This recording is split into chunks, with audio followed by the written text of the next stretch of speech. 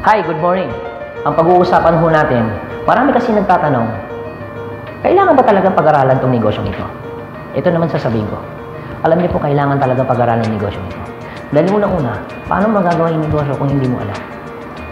Ang reason po kung bakit marami nagpifail in any business, kahit sa traditional, kahit sa trabaho, kahit sa network marketing, paras-paras din ang gagawin mo, kailangan mo aralin. The moment na hindi mo inaral ang negosyong, ibig sabihin, hindi mo talaga siya magagawa ng maayos. Possible na pwede kang mag-quit. Okay, sige. Para talagang mas maintindihan mo kung bakit kailangan aralin ito. Kung tatanungin kita, gusto mo bang nahihirapan ka? Siyempre, hindi.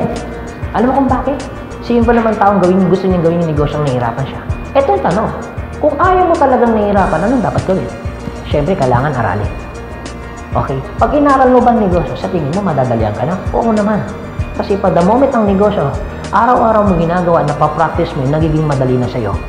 Tandaan ninyo, kahit gaano kadali ang isang bagay pag hindi mo inaral, nagiging mahirap. Pero ang isang bagay, kahit gaano kahirap pag inaral mo, nagiging madali.